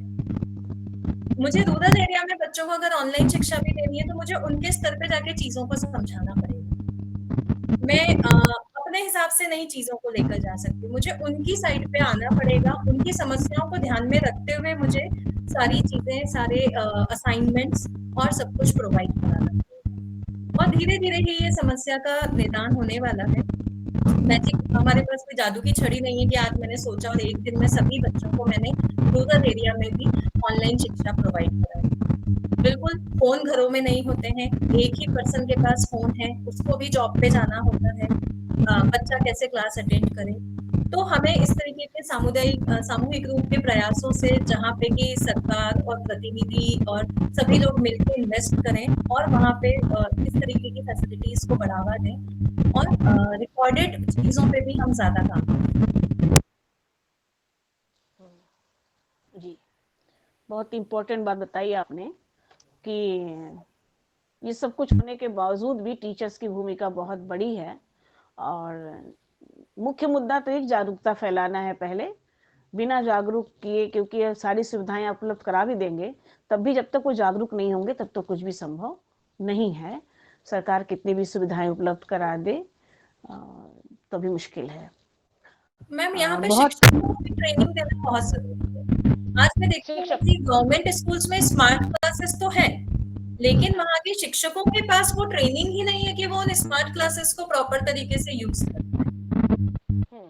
यही मैं कहना चाहती हूँ कि टीचर्स भी बहुत बड़ी जद्दोजहद से गुजर रहे हैं। टीचर्स भी बहुत परेशान हैं, वो नहीं मतलब समझ पा रहे हैं कि कैसे करना है। उनको सीखना पड़ रहा है, और सीखते किससे? अपने बच्चों से सीखते हैं। बच्चे ज्यादा जानते हैं, बच्चों से सीख रहे हैं वो। तो इसके लिए सबसे पहले गवर्नमेंट को प्रशिक्षण देना चाहिए। तो प्राइवेट स्कूल में तो दे रहे हैं, प्राइवेट स्कूल में हर सेक्टर में एक आईटी वाला होता है, एक आईटी का कोई व्यक्ति होता है जो कम टीचर्स को प्रशिक्षित करता है, लेकिन गवर्नमेंट में ऐसा नहीं है। और गांव में तो बिल्कुल भी नहीं होगा। जो गांव में स्कूल हैं वहां तो टीचर भी नहीं आते हैं, बच्चे भी नहीं आते हैं, और अगर ऑनलाइन की तो बात ही छोड़ दीजिए, ऑनलाइन उपलब्धि नहीं हो पाता होगा, आने जाने की तो बिल्कुल दूर की बात है। जब वो खुलता है तब भी नहीं आते, उपलब्ध हो पाते हैं दोनों, जो उसको सिखाना है वो भी, जिसको जो सिखा रहा है वो भी। तो फिर ऑनलाइन तो बहुत दूर की बात है, उनको आता ही नहीं होगा बिल्कुल भी करना, ये मुश्किल है। इसके लिए बहुत जो है वो है कि सबसे पहले जागरूकता, और उसके लिए प्रशिक्षक की जरूरत है, और इस पर काम करना पड़ेगा, कर ही रही है, यूथ को करना पड़ेगा। अपने 2 कदम आगे बढ़ के चीजों को हाथ में डोर को संभालना पड़ेगा, क्योंकि जिस तरह का समय चल रहा है, पेंडेमिक का समय चल रहा, भी बहुत सारी चीजें अभी आने वाली हैं, बहुत सारी जो हमारे जीवांश हमारे वातावरण में हैं, जीवाणु, बहुत सारे ऐसे पेंडेमिक आने भी लाइन में लगे हुए हैं। तो ये चलेगा लंबा चौड़ा। इसके लिए हमारे यूथ को आगे आना पड़ेगा, बिना यूथ को आगे आए चलेगा नहीं। हमारे आएगा क्या? केडी सर हैं क्या? अगर हैं, केडी सर हैं? Hello ma'am. हाँ जी सर, बहुत बहुत बहुत आभार आपका। आप प्रकट होइए, और अपने भी हमारे वक्ताओं ने बोला, आप भी कुछ अपने दोष नहीं, मैंने शब्द सबसे पहले बोलिए। Hermann Gmeiner school international school में प्रिंसिपल हैं भीमताल में, और आप बहुत अच्छे वक्ता भी हैं। जी सर, आप बोलिए।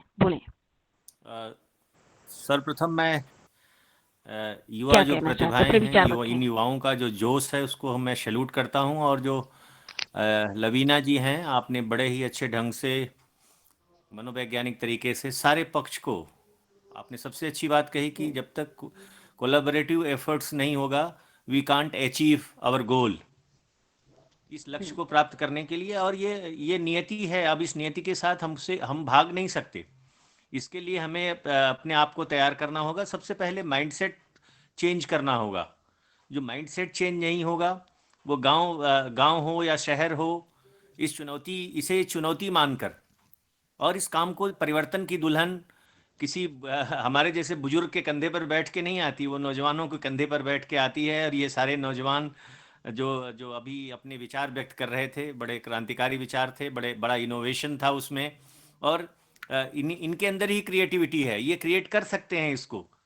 Everything is possible. जब हम मन बना लेते हैं तो कोई चीज़ मुश्किल नहीं है। और जो कह रहे थे कि ये इमोशनल बॉन्डिंग्स नहीं हो पाती, सारी चीज़ें हैं, वो माइंडसेट बदलना होगा, क्योंकि इस सच्चाई से तो भाग नहीं सकते आप, क्योंकि इस तरह की पेंडेमिक, इस तरह की चीज़ें, जिस तरह से पोल्यूशन है, जिस तरह से ट्रांसपोर्टेशन का है, सारी चीज़ें कहीं किसी न किसी तरह से प्रभावित करती हैं। तो अगर हम दूर बैठ करके भी अगर एजुकेशन ले लेते हैं, जैसे अभी आपने कहा कि वीडियोस हैं, हम उसको पॉज करके देख सकते हैं, अगर एक बार में समझ में नहीं आए, जैसे प्रिंट मीडिया और इलेक्ट्रॉनिक मीडिया है, इलेक्ट्रॉनिक मीडिया में होता था समाचार चला जा रहा है, आगे आगे चलता गया, वापस नहीं है, लेकिन जब हम पेपर पढ़ते हैं तो उसमें हम पीछे आ सकते हैं।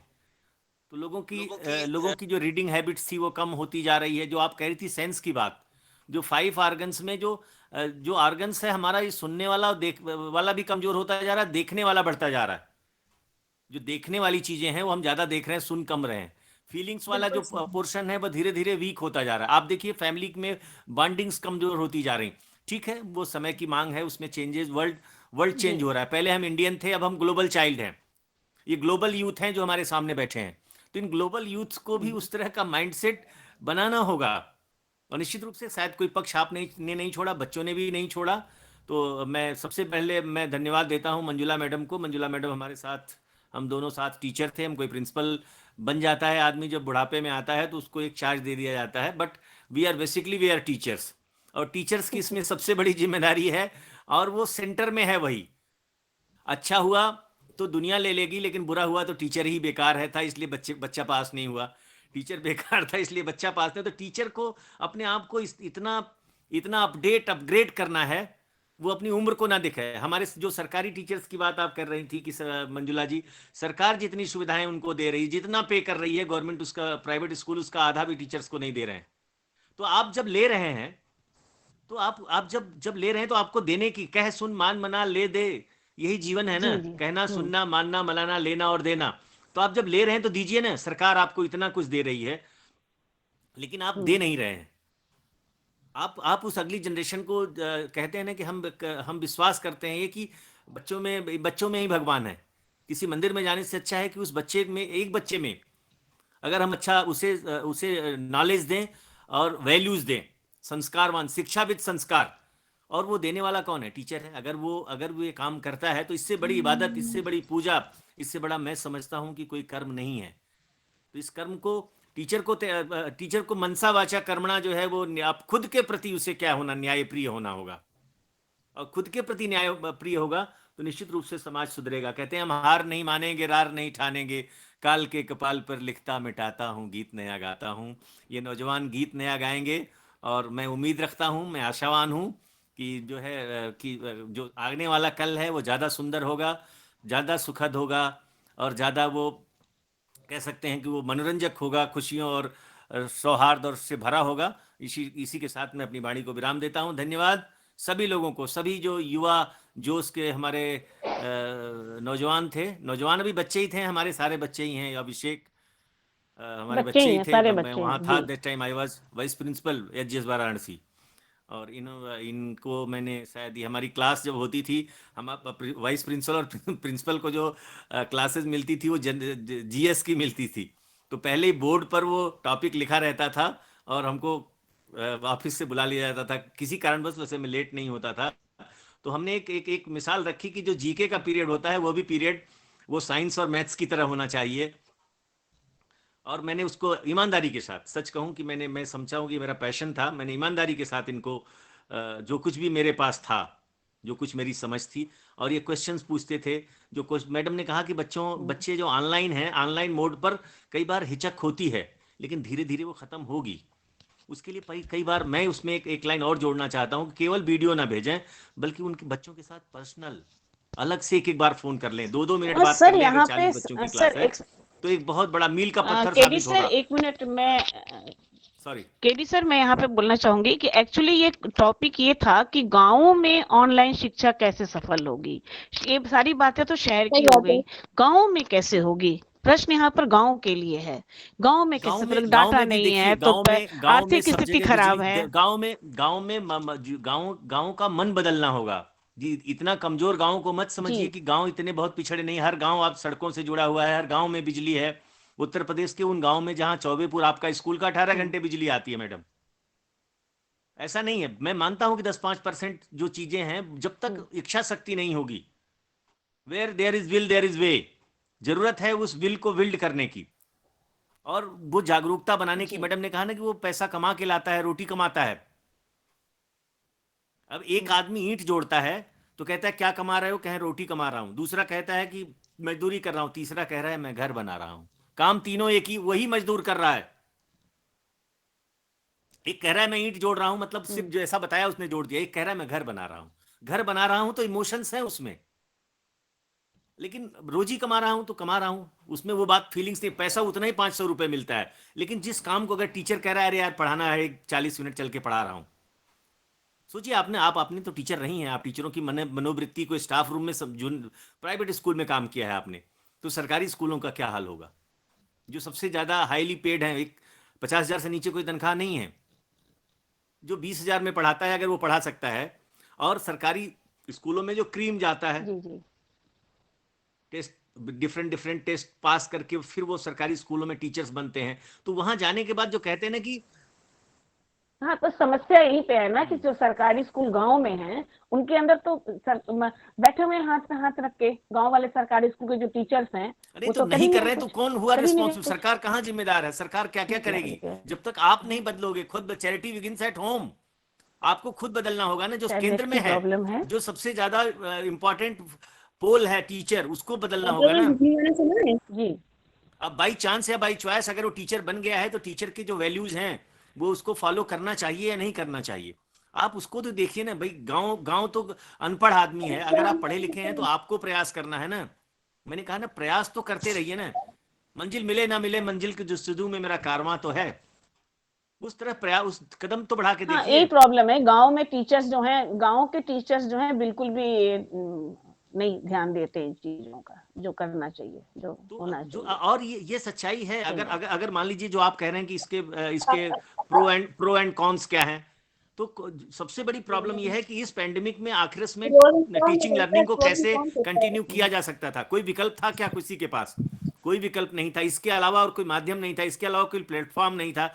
जो भी टीचर्स कर सकते थे किया। पेरेंट्स ने भी कोशिश की, स्कूलों ने ये हम लोगों ने सुबह 7 बजे से टीचर स्टार्ट होता था रात के 8 बजे तक, क्योंकि उनके घर में 3 डिवाइस नहीं है। प्राइमरी के लिए अलग, मिडिल के लिए अलग, 10th एंड 12th के लिए अलग अलग टाइम टेबल बनाए गए थे। पढ़ाते ही कहाँ है स्कूल में, पढ़ाते ही कहाँ है? नहीं अब ऐसा नहीं, निगेटिविटी नहीं, पॉजिटिव देखिए। ग्लास भरा है और ग्लास खाली है। एक ने कहा कि ग्लास खाली है, आधा पानी भरा है। एक ने कहा कि आधा हवा से आधा पानी से भरा है। तीसरे ने कहा कि लबालब भरा है, आधा हवा है आधा पानी है। तो ये पॉजिटिविटी हुई कि नहीं हुई? बिल्कुल सही सर। आप मतलब एक सकारात्मक और आशावादी अप्रोच रखना हमें बहुत जरूरी है। और अगर हम वो छोड़ देंगे, क्योंकि उस डोर को छोड़ देंगे तो सब कुछ खत्म हो जाएगा। और हम लोग फ्लैग बियरर हैं भाई। हम तो बूढ़े आदमी हैं, ये तो जवानों को मैं कहता हूँ फ्लैग बियरर तुम लोग हो, तुमको करना है।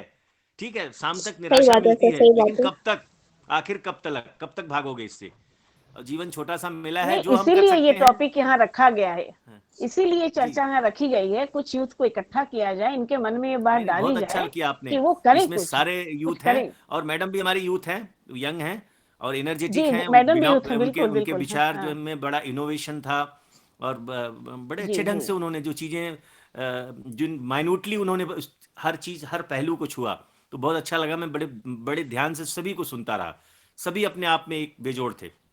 Thank you once again. आप लोगों से सीखने को मिला, सुनने को मिला, और इस तरह से आप लोग बढ़िए आगे। हमारी शुभकामनाएं आप सबके साथ हैं। God bless you all. Thank you ma'am.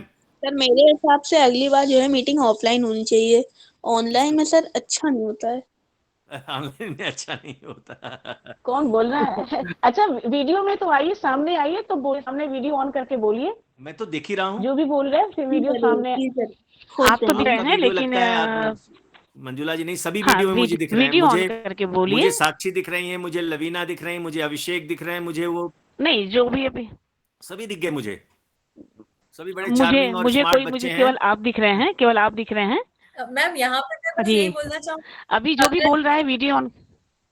Ma'am अगर ये ऑफलाइन होता तो शायद मैं नहीं जुड़ पाती, क्योंकि मैं यहाँ इंदौर में बैठ के आप सभी लोगों से कनेक्ट हो गई। तो ये आप सभी लोग नैनीताल आइए। नहीं, ये बिल्कुल, ये तो वरदान है, ऑनलाइन तो एक वरदान है कि हम लोग इस सोशल मीडिया के थ्रू एक दूसरे से बिना मिले जुड़े हुए हैं, जानते नहीं एक दूसरे को, लेकिन फिर भी हम मिले हुए हैं। ये तो है ही है, इसमें तो कोई शक नहीं कि आज के समय में वरदान है। 1.5 घंटे से हम लोग एक दूसरे को सुन रहे हैं, समझ रहे हैं, ये अच्छी बात है। अगर ये न होता तो हम इतने साथ जुड़े नहीं होते। चलिए, सब लोगों को मोस्ट वेलकम। आप लोग समय निकाल के कभी नैनीताल घूमने आइए, मैं यहाँ हूँ आप लोगों का वेलकम करने के लिए। आएंगे सब लोग आएंगे, जितने लोग जुड़े हैं सबको लेकर आऊंगी मैं। बिल्कुल बिल्कुल, thank you ma'am, thank you. सबको लेकर आऊंगी जितने लोग जुड़े हैं। Okay ma'am. अंत में मैं लवीना मैम, साक्षी जी, अभिषेक, उत्कर्ष और शिवांक, आप सभी को बहुत बहुत धन्यवाद ज्ञापित करती हूँ कि आप लोगों ने अपने व्यस्ततम समय में से इतना समय निकाला मेरे मंच के लिए। बहुत अच्छा लगा। केडी सर जुड़े रहे पूरे समय, 1.5 घंटा तक सुनते रहे। बस इतना कहने की देर थी कि सर मौका निकाल के जाइएगा प्लीज। हाँ, 1.5 घंटे से जुड़े हैं सब लोग, ये मेरे लिए बहुत बड़ा अचीवमेंट है। केवल एक इनविटेशन पे, एक जुबान कहने पर सब लोग हाजिर हैं और इतना समय दे रहे हैं, अपना कीमती समय, कि सबका समय बहुत व्यस्त है, मैं जानती हूँ सभी व्यस्त हैं, लेकिन उसके बाद भी अगर इस चर्चा में भाग ले रहे हैं और कुछ नई बातें निकल के आ रही हैं तो हम सब इससे लाभान्वित हो रहे हैं। और जो लोग सुन रहे हैं उनको भी समझ में आया होगा क्या होना चाहिए। और मे भी कुछ लोग ऐसे लोग भी जुड़े हों जो कि गांव के एरिया से हों और शायद ये बात वहां तक फैले, बात वहां तक जाए जो हम लोग यहाँ बात कर रहे हैं कि ग्राम पंचायत या ग्राम सभा या इन लोगों के थ्रू काम होना चाहिए। मे भी वो लोग गाँव में अपने जाकर बात कर सकते हैं और ये बात आगे तक जा सकती है। बहुत बहुत धन्यवाद सबको, बहुत बहुत आभार। गुड नाइट, बहुत धन्यवाद। और देव कृष्ण को भी मैं स्पेशल थैंक्स देना चाहूंगी, जिनकी वजह से मैं आप सभी से जुड़ पाई। Thank you ma'am, thank you Dev. Shivi Shrivastava लिख रही हैं, वेरी इंफॉर्मेटिव। शिवी श्रीवास्तव, बहुत बहुत धन्यवाद आपको। Good night. धन्यवाद मैम, गुड नाइट।